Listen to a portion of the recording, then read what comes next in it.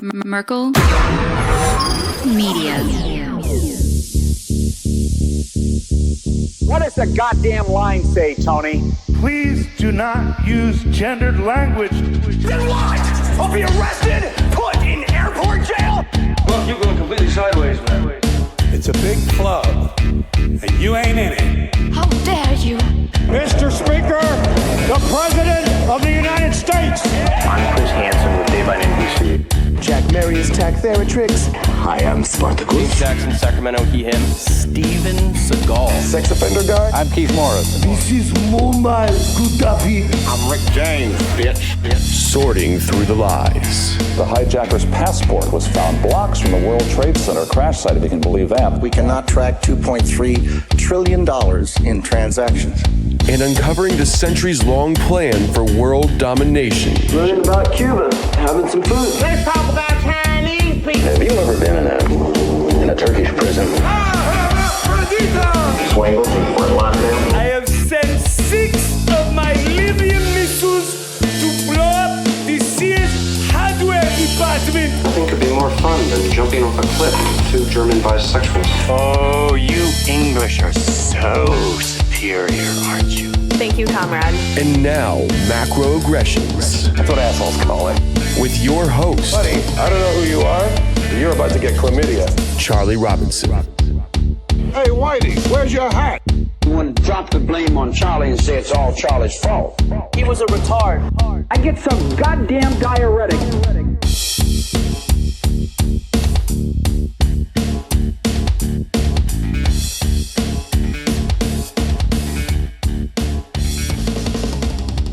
Welcome to Macroaggressions. I'm your host, Charlie Robinson. If you are watching us on Iconic, Rockfin, Odyssey, Band.video, or you're listening wherever podcasts are served, thank you so much. We appreciate your amazing and continued support. I know you've got a million options out there, like literally 2.8 million other podcast options. So the fact that you decided to spend your hour or so with me means a lot. I appreciate it. Thank you so much for everything. Thanks to our sponsors, too. True Hemp Science has been with us for a little while now. They're making the best hemp-based CBD out there. You just don't take my word for it. Try it yourself. You can go to truehempscience.com/macroaggressions and see what they've got cooking. The really good ones to get, the number 19 and the number 41, those types of CBDs, those will give you a little bit of extra energy. But there's a new product they've got called Bioactive Silicate. It comes in a little 2-ounce bottle, costs about $40. Add this to a gallon of distilled water, shake it up, and then drink about 2 ounces in the morning, 2 ounces at night. It'll really change the pH balance inside your body, which helps to kill bacteria and kill nanobacteria and detoxify the body. It helps with your joints. It helps with your tendons, even your hair. Although it doesn't work like that with me. Helps to improve your sleep, your skin health, wrinkle prevention, all that stuff. It does quite a few things. So take a look. Just go read up on it. You probably never even heard of it before. It's called Bioactive Silicate. It's about $40 at truehempscience.com/macroaggressions. $150 or more, and they'll give you free shipping. And if you spend $65 or more, they'll throw in a bottle of number 81 distillate, which is like a $26 value. So, you know what? Take it. We love them. They've been great to us. I'm taking their products every single day, too, since they sent them to me. So I certainly do appreciate that. And hey, listen, I mean, I'm sorry. I know that this is the proverbial dead horse that we're kind of beating up on, but you got to get yourself ready. You got to get prepared in advance for what's coming.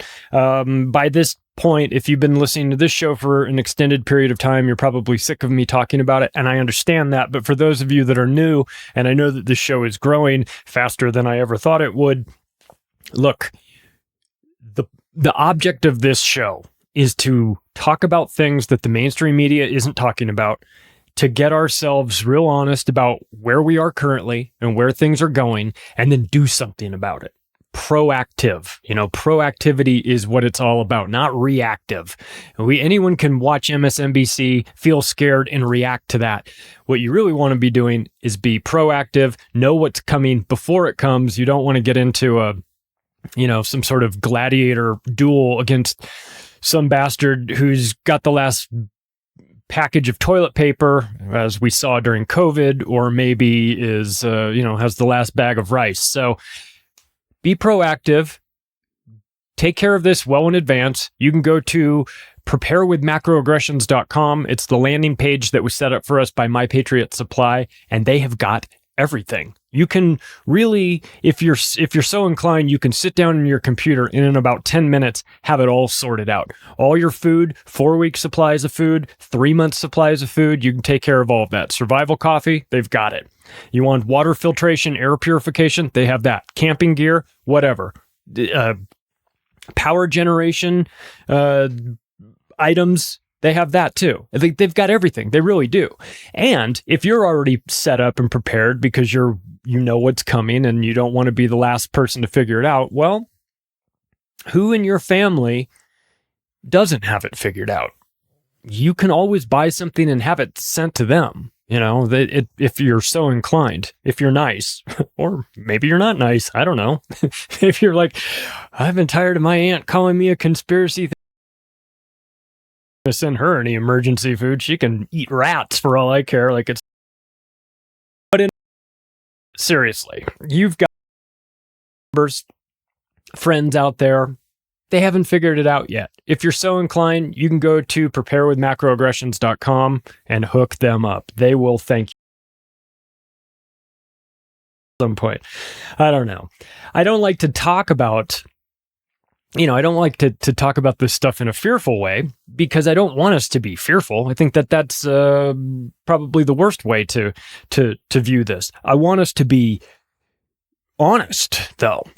And maybe, getting honest about where you see things headed makes you a little fearful. That's normal. I'm a little bit fearful too, but I'm not going to let that cloud my judgment.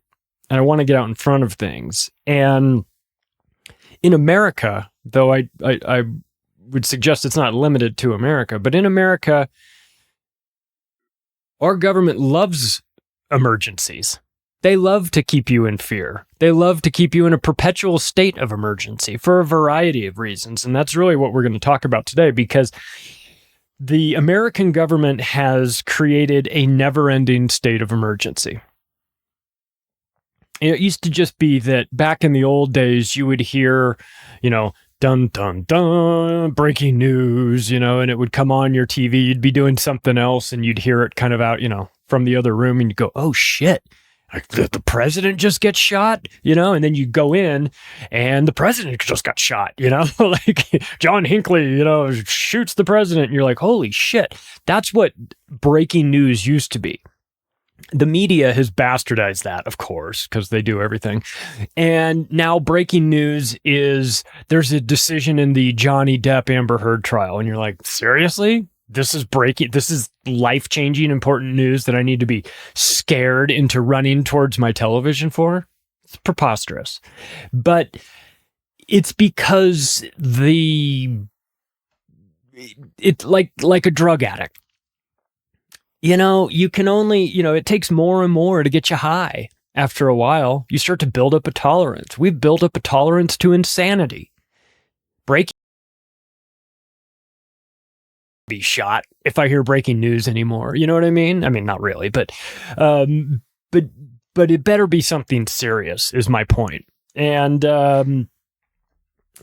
well, unfortunately, most of the time it's not really serious. It's just there to try to keep you in this suspended animation of fearfulness. And what that does is really mess up your mind.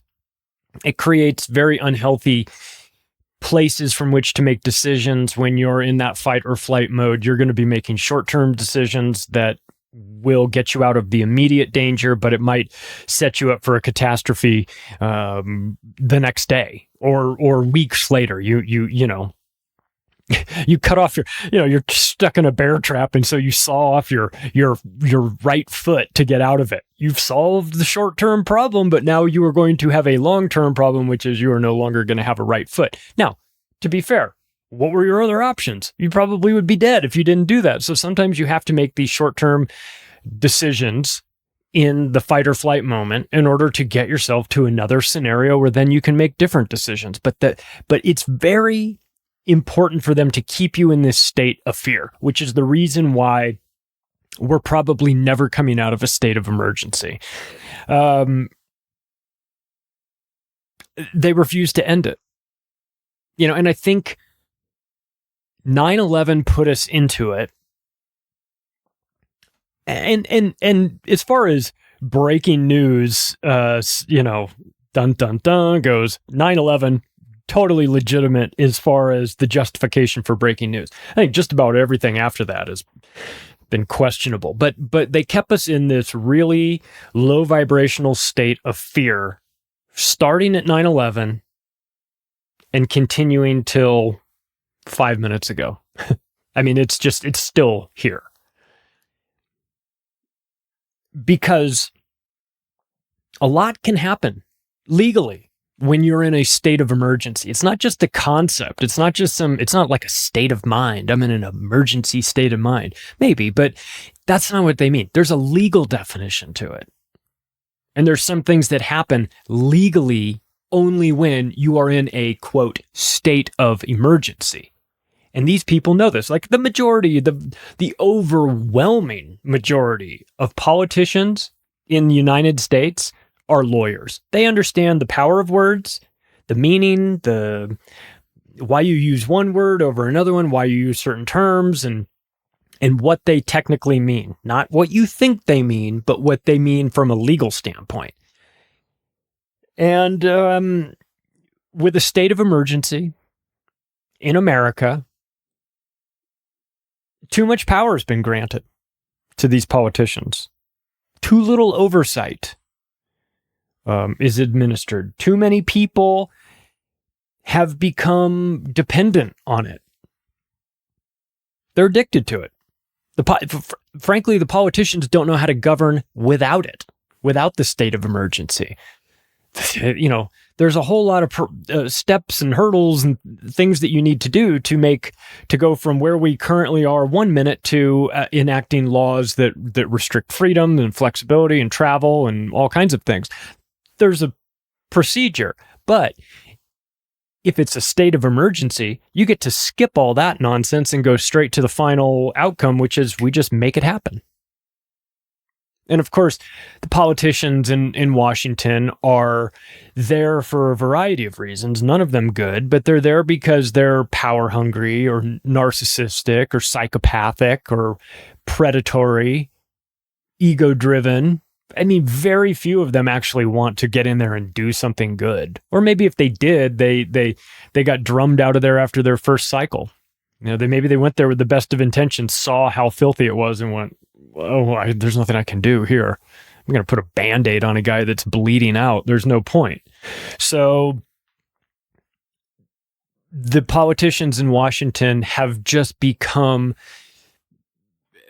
really conditioned to use these shortcuts like states of emergency as a form of governing. And look, they offer amazing protection to politicians.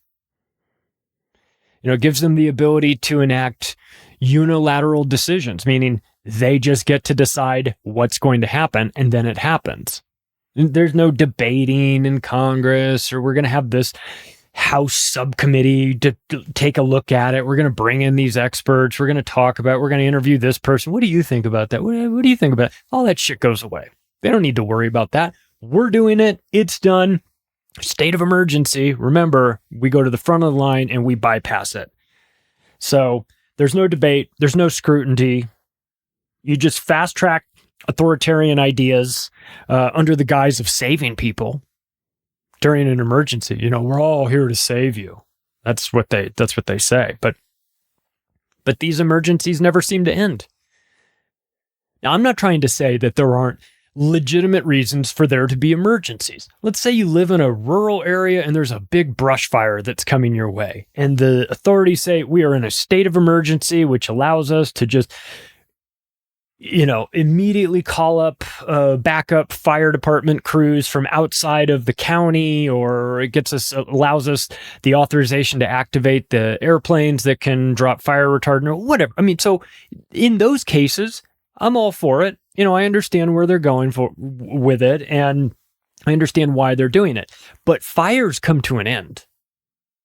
If in this fictional scenario that I'm creating, there was a real fire and they said, well, we're going to call up, we're declaring a state of emergency. We're going to call up all these external fire crews from other counties.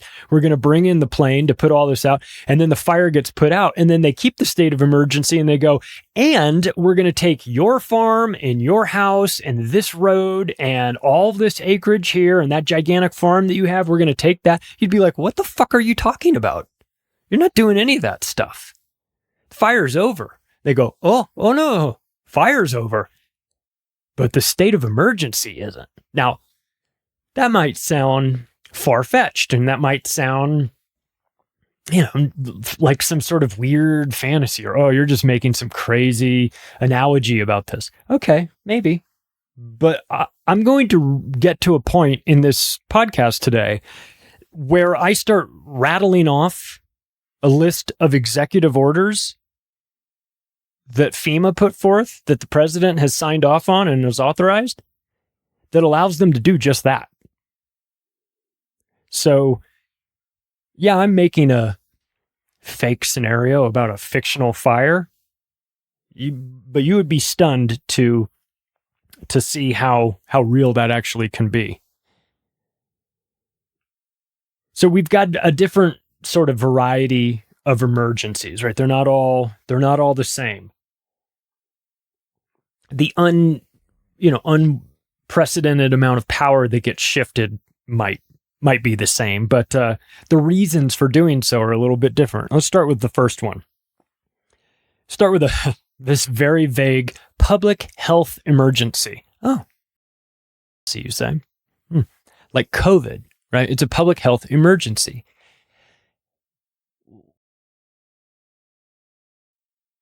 I mean, it's got a 99.98% survivability rate and a median death age of 80. Is that really an emergency?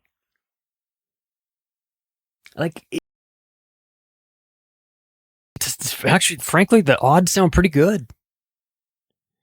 What about the emergency use authorization that came in the wake of the COVID emergency declaration? Well, you say, that's just because we need to hurry up with the vaccines. We just need to hurry up with the vaccines and clear out all that, all the stumbling blocks to getting us there, like research, development, testing, regulatory agencies reviewing it, testing it on animals, testing it on people, all that stuff. It just goes out the window.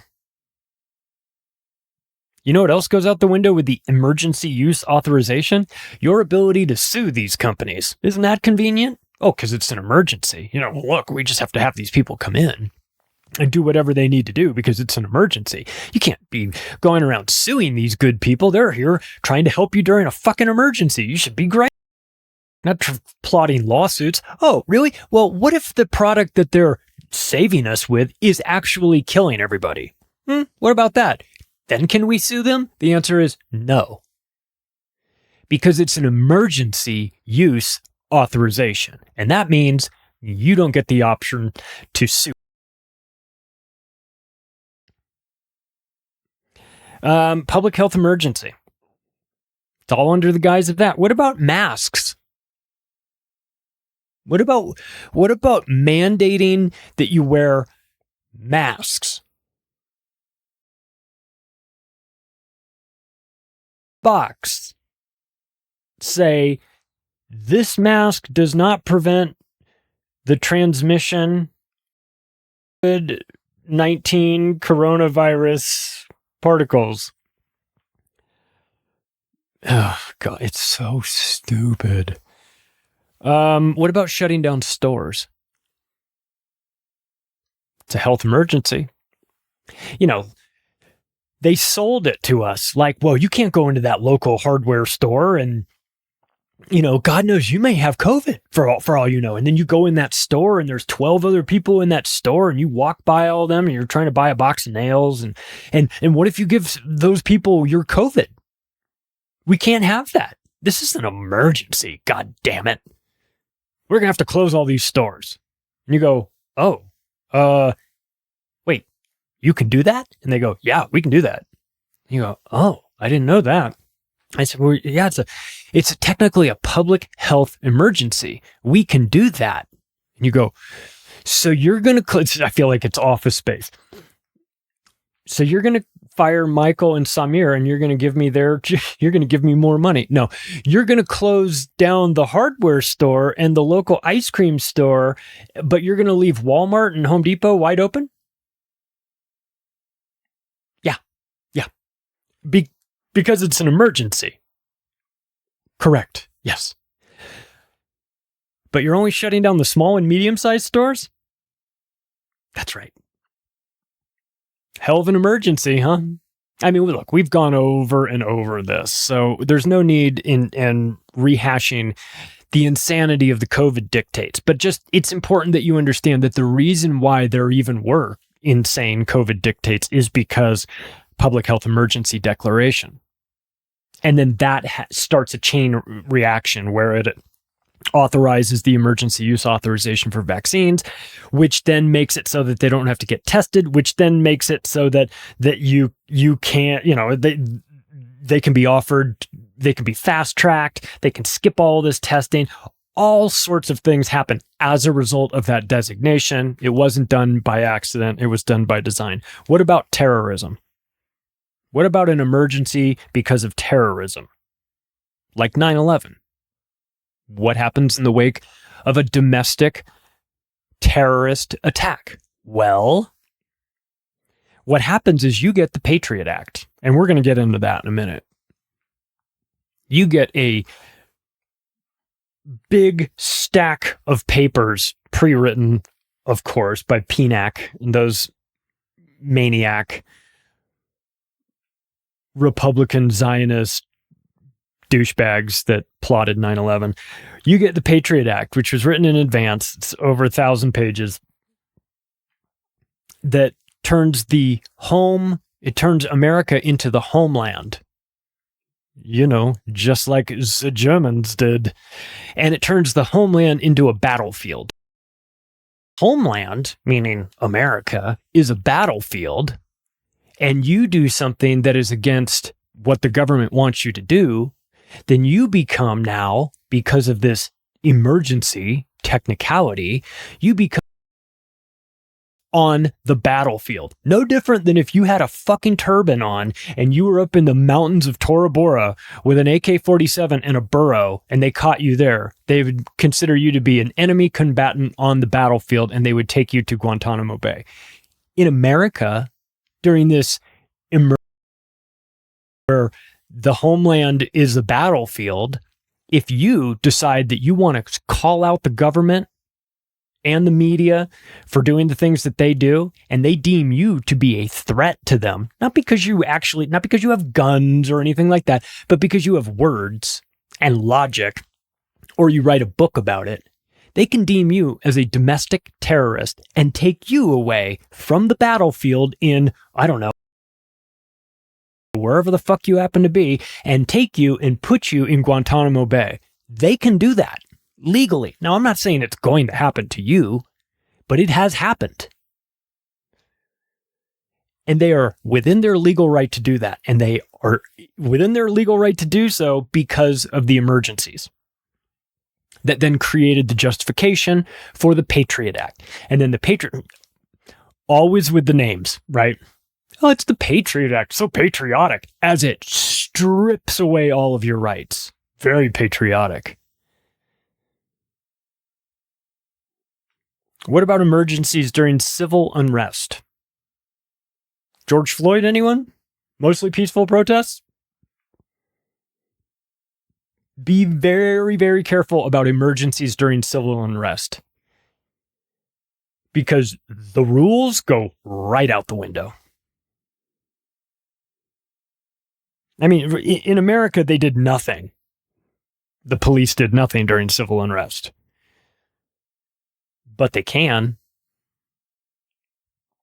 Remember the 1033 program that recycled in more than $10 billion worth of military-grade hardware from the used in the military and recycled it back into the local police forces for just the cost of shipping and handling? Yeah, all of that equipment that's coming back to the homeland, the battlefield, is going into the hands of the police. And during these emergencies, guess who the domestic terrorists are? It's you and me. It's not the police. So during civil unrest, you can find emergencies being declared. Countywide, maybe citywide. But that can spread. And what happens in the wake of that? Curfews. We're going to shut down this. We're going to make it so that, we shut down public transportation. We enact curfews. We send patrols out at night. We monitor social media. Some Gestapo shit.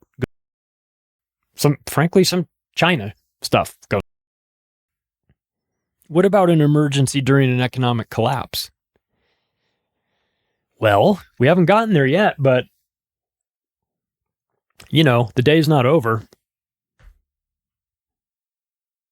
Or one major decision on the dollar being used as the world's reserve currency no longer, and we're in an economic collapse. Then what happens? State of emergency. What happened to Occupy Wall Street? What happened? Do you remember Occupy Wall Street? When all those cops came in to break everything up, those cops were paid by Citigroup. Citigroup said, we'll take care of the bill. Give us the bill. Just get in there and break up these fucking hippies, right? That are ruining our grift. What about a climate emergency? The very vague climate emergency. Now listen. If we get hit by an asteroid, God willing, I can understand you declaring a climate emergency, right? I can understand that. But what if it's just the hottest summer on record, the Midwest in a sweltering heat wave, Heat Watch 2022, and it's all breaking news, all this stuff. Then what? Brownouts, where they intentionally turn off power plants so as to not, provide power to people that need it at a time they desperately need it, for their air conditionings and fans to be working and refrigerators and freezers and all that stuff. Climate emergency. And I'm not talking about a temporary one. What if it's not just heat wave that comes through, or ice storms 2022, or whatever the boogeyman du jour is? What if it's just flat out, we're in a climate emergency forever until all of these microscopic molecules of carbon are at a smaller amount up at the very, very top of the troposphere that you and I are never going to go check out, have no way to measure, and wouldn't know if they were lying to us. But that emergency stays in place while they're codifying ESG scores into law, talking about how internal combustion engines have got to be banned, getting rid of gas-powered weed whackers, in California. That psychopath Gavin Newsom out there making unilateral decisions, because of a climate emergency. A very vague term. It's not vague to the politicians. They know exactly what's going on. They understand why this is happening. They're told in advance that this is what we're going to do, which is the reason why all this legislation just happens to miraculously show up 5 minutes after these emergencies are declared. Maybe not technically 5 minutes, but look, in the case of Kathy Hochul in New York with the Buffalo shooter, It was 3 days before her legislation was being voted on and approved. Funny how that happens, right? It's almost as if she had it planned out in advance with the legislation. I'm not saying she planned the shooting. I'm saying the FBI had advanced knowledge that there was going to be some event that was going to be used as the pretext and justification for her new laws that she can enact. And therefore, the laws were written in advance. That's how you get them 3 days later. That's why the Patriot Act came out a week after 9/11. You think Karl Rove and Donald fucking Rumsfeld were there typing away all night long? No, they wrote Rebuilding America's Defenses, the new Pearl Harbor document in September of 2020, a full year before. You think they didn't have the legislation going at that time too? Of course they did. Problem, reaction, solution. Climate emergencies, power rationing, right? During a climate emergency. We saw what happened in Texas with the ice storms that took down the power in parts of Texas for a couple days, a couple days. I guess it seemed like maybe close to a week in some places. That's a real thing. I mean, that can be a legitimate, authentic weather event, right? That is not being manipulated by climate control operations or anything. Let's just say it naturally happens, which happens from time to time. They roll in their emergencies right on the back of that. And again, if you don't have an authentic or organic event happen, but you need to pass this legislation, then you make it happen through a false flag event. So we're not blind. We understand how this works. Forced shutdown of the grid, no travel during this climate emergency. And they'll frame it as you doing your part. And who doesn't want to do their part, right? If you're in a position where you can help out and not do something because it's going to make things easier for some other person who's in a bad spot, I'm all for that, I'm a nice guy. I'm a nice person. I want to help you. I hold the door for people when they come, you're going, I'm a decent guy. I want the people that are in the worst situation to be taken care of. I want that. And if we have a legitimate emergency, I want those people to be prioritized. I want them to be found and taken care of, and I want us to do the best that we can for them. But that's not what I'm talking about here. I'm talking about the American government's need, their addiction to being in a state of emergency because of what that affords them in terms of a lack of oversight, fast tracking their nonsensical and insane ideas, putting things into law that would rightly never, would be debated out of existence. This is the problem with the American government is that they found out that we are willing to give up our rights and freedoms during times of scary emergencies. Therefore, they've decided that the best plan of attack is to constantly create scary emergencies so that we will continue to give up our rights and justify their existence as a government who nobody really needs. So it's not accidental. What about in the wars too, the wars in Iraq and Afghanistan, they created emergency powers here in America too. So it's the Rahm manual. Never let a good crisis go to waste. And then my extension of that, my ... And if a good crisis isn't there, then go ahead and make one up. So how are these new rules actually imposed? Well, there's a couple ways to do it. One is through executive orders. That's when the president just says, look, we're doing this. He would love to rule by executive order always. And that's not a Democrat or a Republican. That's all of them. They all would love. It's easier. It allows them to be a dictator temporarily, but you have to have a justification for it. You have to have a real reason. So executive orders is one way to do it. National security directives is another way. You can do it through decrees, memorandums, proclamations. Some of these things are legal and some of them are not. Some of them carry the full weight of the American legal system, and some of them are suggestions that sound like they're laws, but really aren't. Like wearing a mask inside a store. You go, well, show me the law that says that. They go, well, the CDC's memo says, you're like, yeah. Where's the law? Well, I have it right here in this proclamation. You're like, yeah, again, show me where it says in the rule book that I have to do this, that this isn't just some idea that you guys have had. The rules get imposed through the media. That's how you take a rule that's not really a rule and make it seem like one, is the use of the media. And that's a prime example of the masks.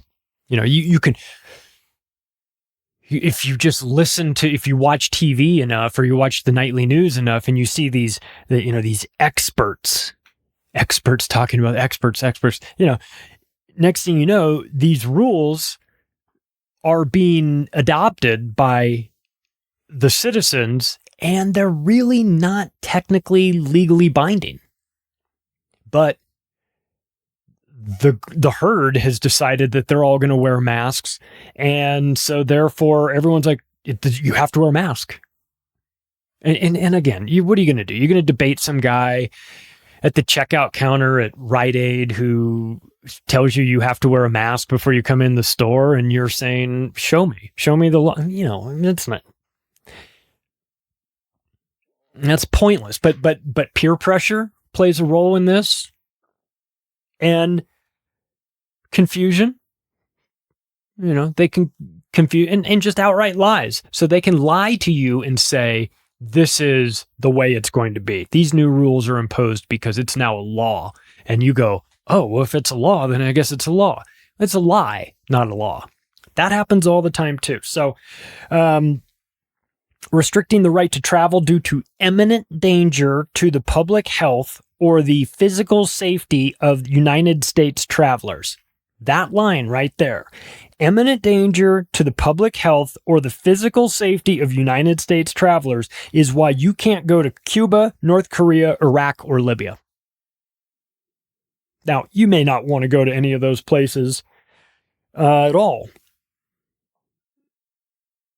I want to go to Cuba. Big time. But this is part of it. They'd say, well, we're restricting your right to travel. Well, I'm sorry, but I have a passport. My passport says I can go. And now you're telling me I can't? And they say, well, yeah, it's because of imminent danger to you. And we love you so much that we're not going to allow you to go there. It's ridiculous, of course, but this is of course, this is how they do it. So here's a quote for you. Unforeseen economic collapse, loss of functioning political and legal order, purposeful domestic resistance or insurgency, pervasive public health emergencies, and catastrophic natural and human disasters. These are what you get with a national emergency declaration. I'm going to read this again. Unforeseen economic collapse, loss of functioning political and legal order. We should be so lucky to lose that. Purposeful domestic resistance or insurgency, pervasive public health emergencies, COVID, and catastrophic natural and human disasters. Always under the pretext of national security. For your safety, as the Nazis used to say.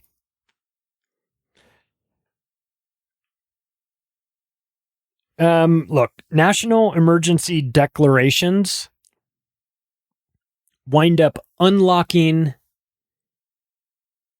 enhanced authorities. Okay. When you get a national emergency declaration, once you have that declaration officially, then it's like a video game. It unlocks all these superpowers that you get. And the superpowers are staggering. Only to be, it's like in case of emergency, brake. You brake and then you pull the thing and it's like, here's all these powers for you. And you're like, oh my God. The president can do anything. He can do anything with these powers. As long as there's a national emergency declaration, they can be totally and completely and utterly out of control legally. So let's talk about the Patriot Act.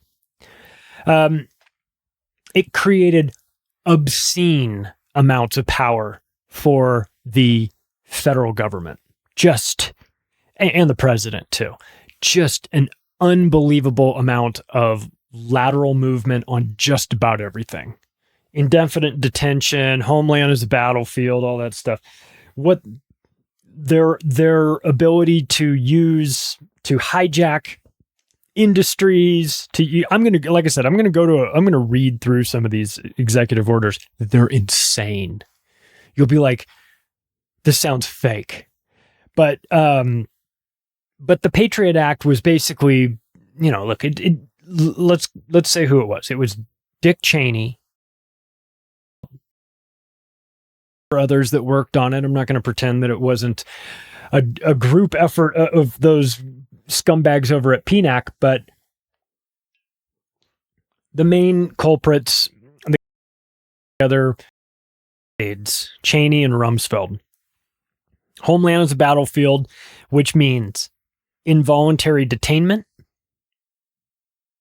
no trial, no habeas corpus. They can put you in Guantanamo Bay, and that's the Patriot Act.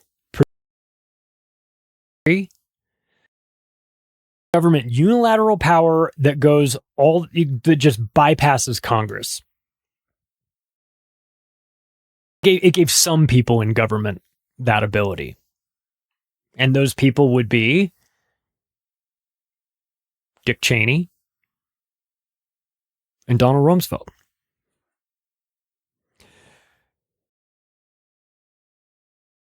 Bush administration, the ones that allowed, facilitated, and then exploited 9/11. The George W. Bush Presidential Library, yes, there is one, released 500 pages of 6,500 total pages through a FOIA request for the years 2006, 2007, and 2008. They found that there was no oversight from Congress during those years to what the Bush administration was doing, that the courts were essentially neutered, and that the public was excluded from knowing anything about it. They only released 500 pages. There's 6,000 pages that are deemed classified, national emergency, you can't look at it, redacted, all that stuff. But just of the 500 that they did release, it was enough for people to conclude that it gave them basically no oversight from Congress at all. It's called the PEAD, Presidential Emergency Action Documents. And this is part of the continuity of government plan that was started under Eisenhower. So let's talk about continuity of government. And let me first state that, and I hate to send you elsewhere for this information, but I would be lying if I didn't say that there's somebody out there that has a real great understanding of continuity of government. Actually, two people. Daniel List from Dark Journalist, Dr. Joseph P. Farrell from Giza Death Star. They typically team up on shows and talk about COG and have recently. And I suggest that you go find it at Dark Journalist and watch some of it. It's the best information out there. They're so far down the rabbit hole, you can't even see Daniel's shoes anymore. He's way down there. And the information that he's bringing out is accurate and stunning. And it will cause you to sort of reevaluate your relationship with the government.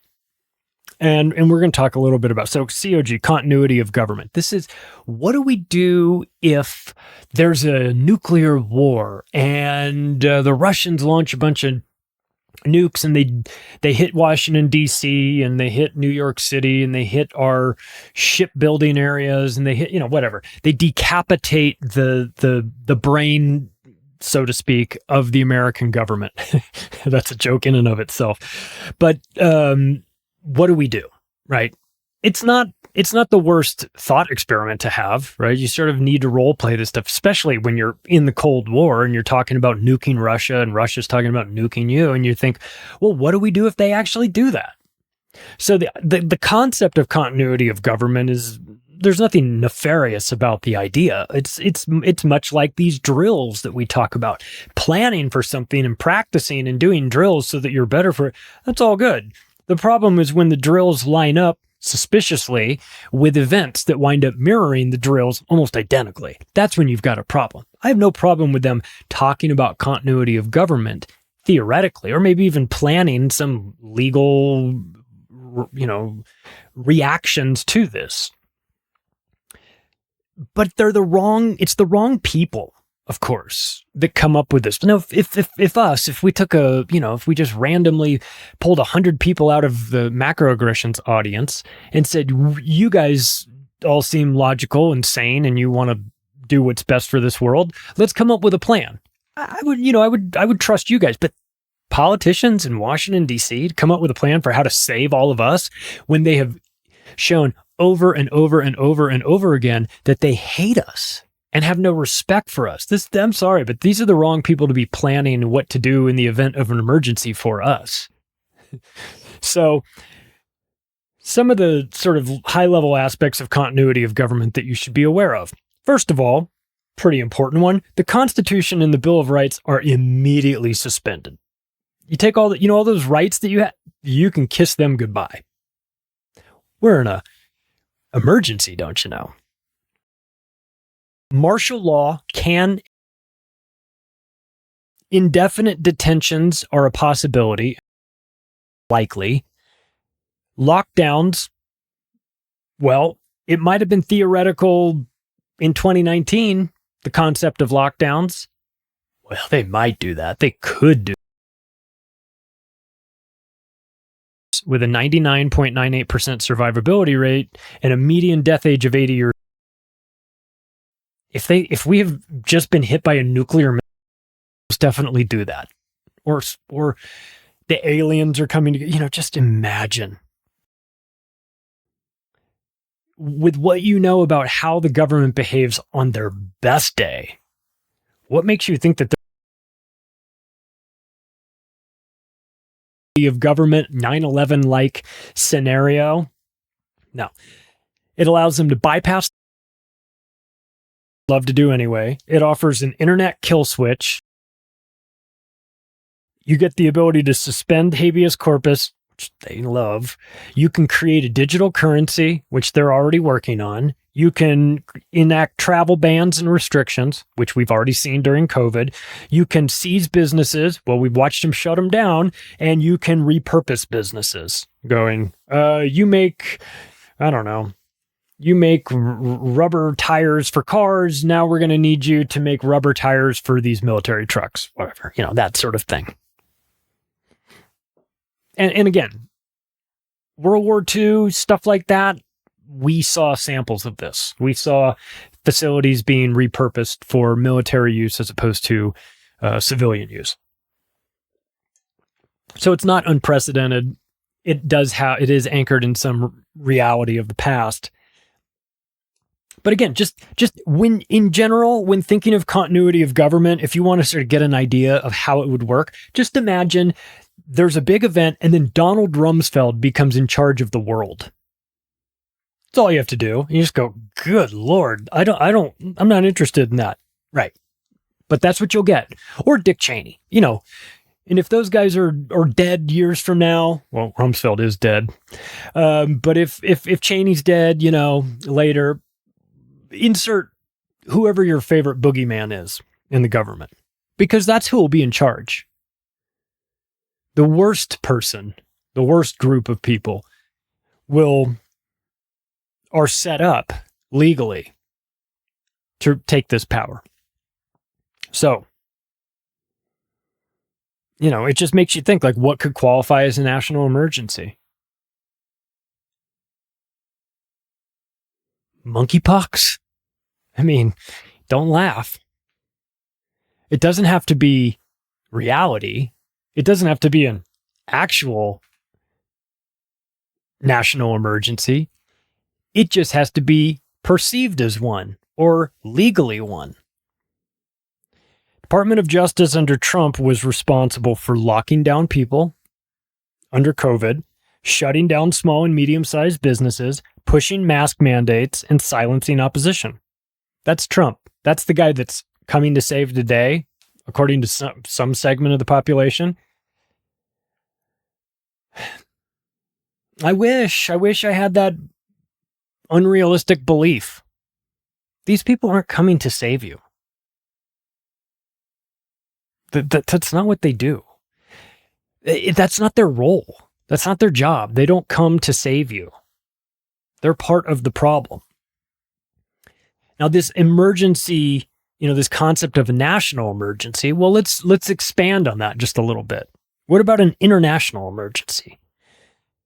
International Permanent Crisis Management. That's when you start to get the international organizations such as the United Nations and everything under that umbrella, which includes the World Health Organization and World Trade Organization, the World Bank, and all these things. If you think America likes a permanent state of emergency, these globalist maniacs like a worldwide state of emergency. Police force. That's what America is. That's what these people at the UN are. World's police force, injecting themselves into everybody else's business, starting preventable wars, using the CIA for regime change. We live in an international permanent crisis management world right now. NATO, we're watching NATO do this as we speak, drumming up a war between Ukraine and Russia.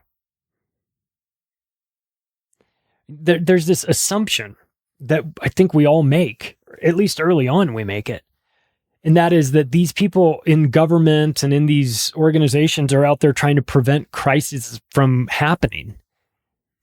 Or when one breaks out, they're trying to stop it. That's our assumption. It's an incorrect assumption. They want them to go. They want they want the crisis to become permanent.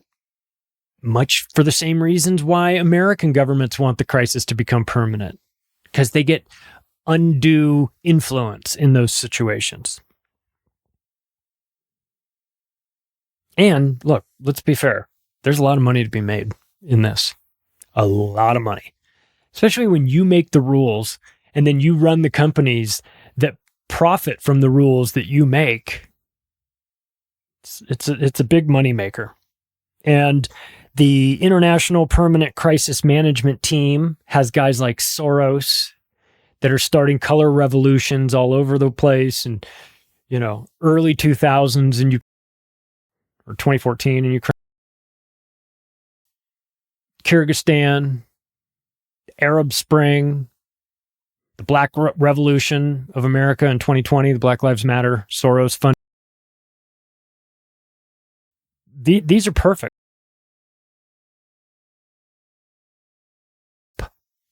The flame just a little bit more keep everybody in this state of fear.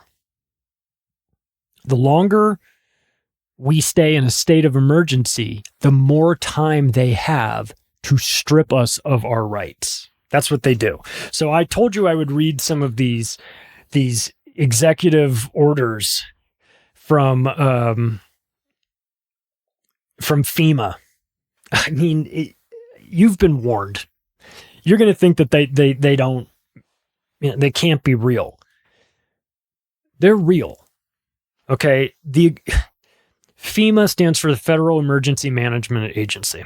All right. It's the executive arm of the police state, if you want to think of it like that. It's the president's toy, FEMA. Brownie, you're doing a heck of a job.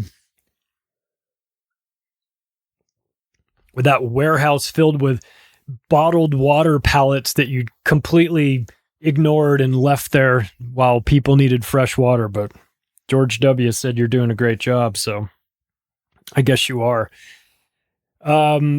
The presidents use FEMA to perpetuate the state of emergency. FEMA's not there to fix things. If they were there to fix things, they wouldn't have hired Michael fucking Brown. That guy was incapable of fixing anything.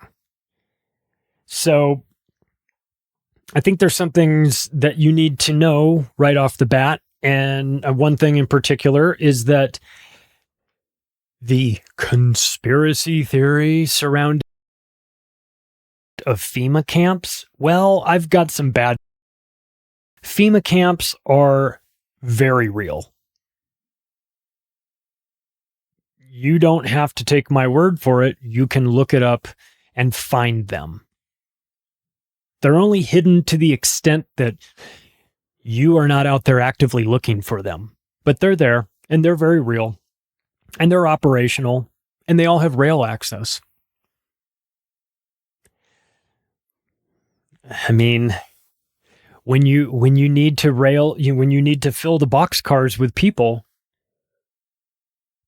and move them from one place to another, you can do that with airplanes, but trains make it a lot easier.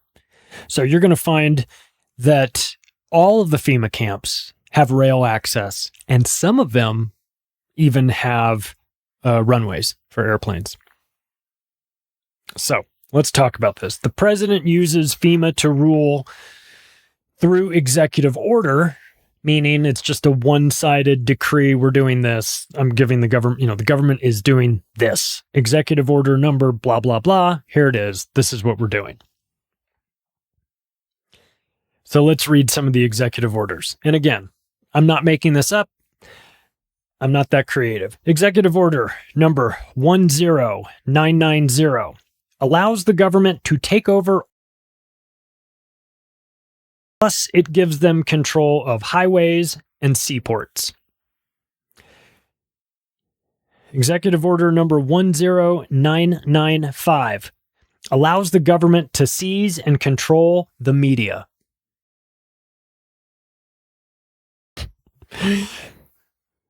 Executive order number 10997 allows the government to take over all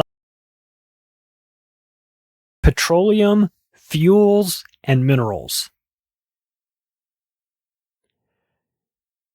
Number 10998 allows the government to seize all means of transportation, including personal cars, trucks, or vehicles of any kind, and total control over all highways, seaports, and waterways. Number 109. And I want you to put this in context of what we're currently going through. Allows the government to take over all food resources and farms. Number 110 allows the government to mobilize civilians into work brigades under government supervision, otherwise known as slavery. Number 11001 allows the government to take over all health, education, and welfare functions. Look, I mean, a case can be made that they've already done that. Number 11002 designates the Postmaster General to operate a national registration of all persons. Number 11003 allows the government to take over all airports and aircraft, including commercial aircraft. Number 11004. This is crazy. Allows the Housing and Finance Authority to relocate communities, build new housing with public funds, areas to be abandoned, and establish new.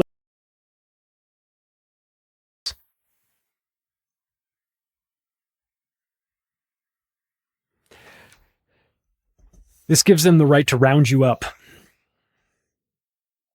and put you in a FEMA camp that are very real and most definitely exist. Executive Order number 11005 allows the government to take over railroads, inland waterways, and public storage facilities.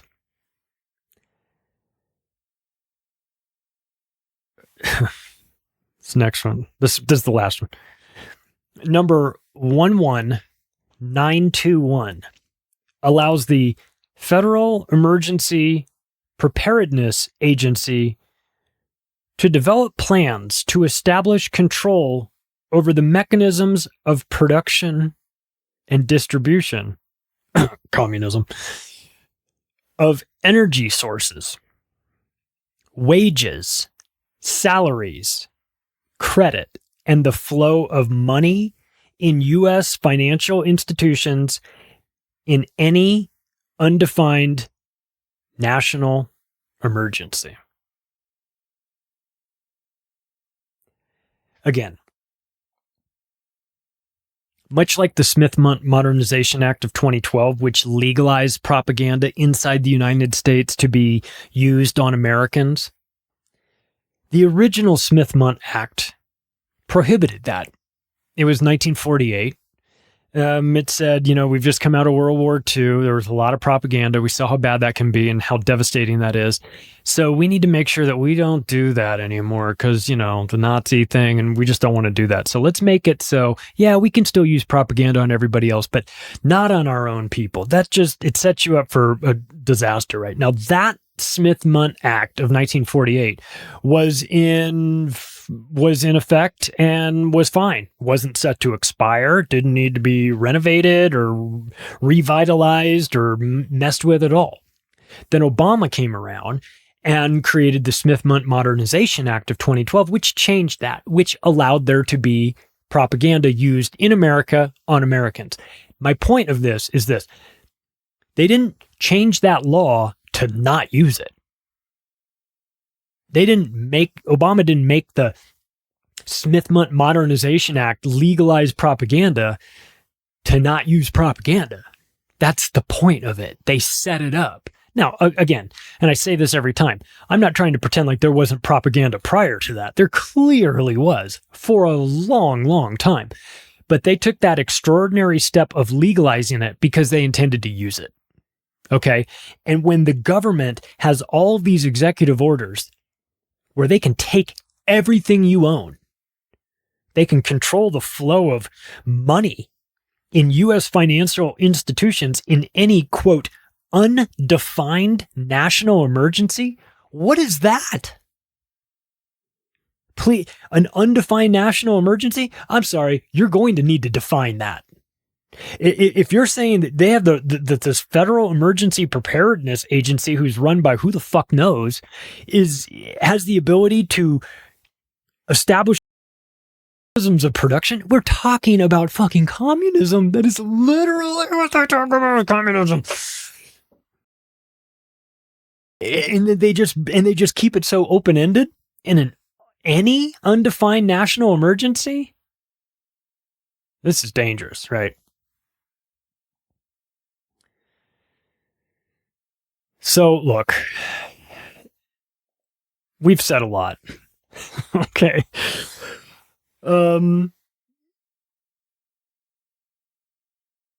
It wasn't all, look, it wasn't all Bush, Cheney, Rumsfeld doing this. I mean, National Security Act of 1947 allows for the strategic relocation of industries, services, governments, and other essential economic activities, and to rationalizing the requirements for manpower, resources, and production facilities. This was 1947. Again, they've just come out of World War II. They saw how bad things can be, and they said, well, we're going to have some ability for the government to make some moves without, if we're in an emergency, we don't have time to have a big vote on all this. We got to be able to do this in advance. I mean, I can understand it. I'm not saying I'm in favor of it. Because again, it's the wrong people in charge of this. If it was just us in charge of it, and I'd feel way more comfortable to bypass the voting and the talking and all that stuff. Look, if there's a legitimate emergency, time is of the essence. I understand that. I'm not idiotic. It's just that I have so little trust in the people that come up with these emergencies that I just expect that they'll be exploited and used for nefarious purposes, which of course they are and have been and will continue to be. So, let's wrap up with this. And it actually comes from a conversation, since I mentioned Joseph P. Farrell and Daniel List from Dark Journalists. It comes from a conversation they were having. Have you heard of the book Report from Iron Mountain? It came out in, I think, 1965, I think. Don't quote me on that. And it is sort of known to be satire or fiction, but I'm not totally sure that it is. And let me tell you why I think that. Because we know from science fiction movies, they show us predictive programming. They show us where things are going, but under the guise of it's science fiction. So everyone goes, oh, it's a cool story. Minority Report. Oh, it's science fiction. You go, oh, well, if it's science fiction, then it's cool. If it's reality, then it's scary. So if I were one of these guys who, and the theme of the book is that there's this group that's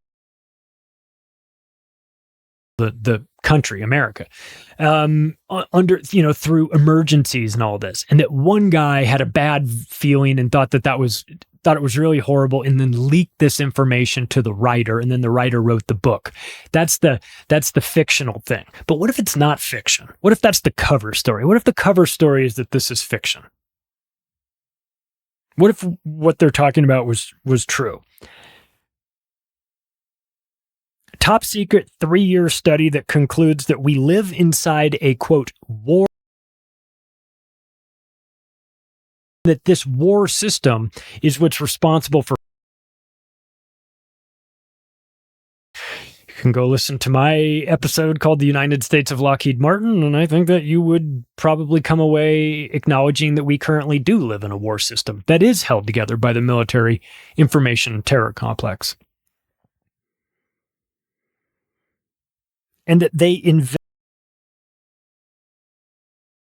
problem and threat in order to control the public. And that America benefits from war and fear. And that's kind of the takeaway from the book. That America, benefits from war and fear, and these guys are plotting to create more wars, more things to be fearful of, so that they can use that to control America. But it's fiction. It's definitely, totally 100 million % fiction. Doesn't sound like fiction to me. We just know that if the government is handed extraordinary powers during times of emergency, they will create emergencies in order to justify retaining those extraordinary powers. Hey, if you like this episode, you can take the additional step right now of sharing it with your friends and families. You can follow me on Twitter at macroaggression. You can go to the website, theoctopusofglobalcontrol.com. Thanks, everybody. I'll see you later.